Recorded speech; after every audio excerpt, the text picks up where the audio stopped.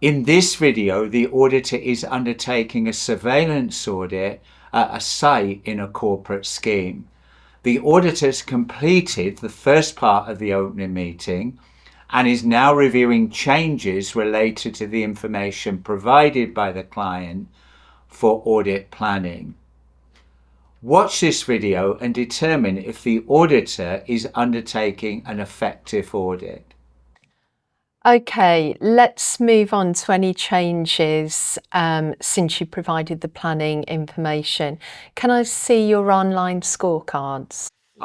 Yeah, so we don't manage scorecards here. This is managed from our central function. Our company headquarters sends out a monthly consolidated summary of all of our quality and delivery performance. It's analyzed and we investigate corrective actions if any shortfalls are identified. Right, okay, so the IATF rules require that we have to review scorecards. If you can't provide them, I'm going to raise a non-conformity. Okay, so I can get the person responsible. We can call them on Teams now if that's okay. Well, it'll have to be. Please call now. Okay. Hi, Alex. Hi, yeah. Now, I'm Alex. I understand you want to look at the online scorecards. These are managed at our headquarters for all our global customers, and the process was audited by your colleague on the last audit. So I'm not really sure why you want to look at them. I don't care what my colleague looked at. I want to see them. I understand that you supply Ford and VW from this site, so can you please show me the scorecards? The scorecards we receive are not for the site you're at. They're issued by the customer for all the products that we supply them through our distribution network. The contracts are with the corporate organisation, not individual sites. We then review the performance, compare it with our internal data, and then distribute a summary to the sites on a monthly basis. Well, I'm sure that all sounds very nice, but I want to see the scorecards for this site. There are not scorecards for individual sites, as I've just explained. They don't exist. Right, you give me no option. I'm going to raise a non-conformity.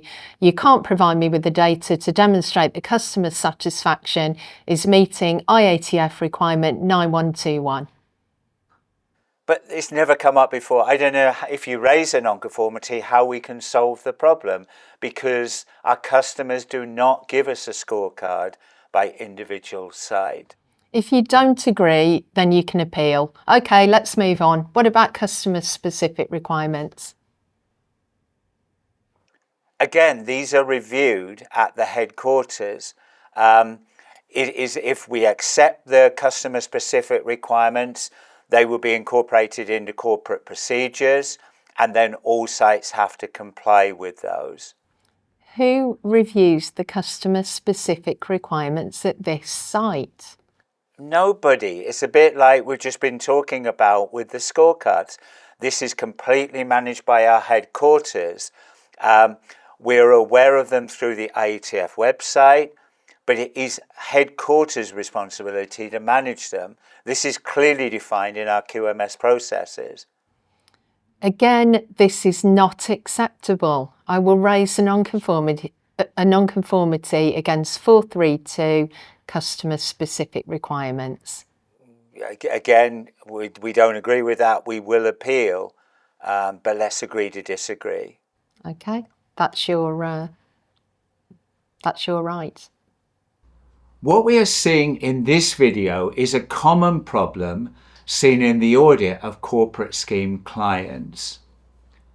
The cause of this could be linked to auditors doing insufficient audit planning before audits. In large multi-site corporate clients, it is common that individual sites do not have direct contact with automotive customers.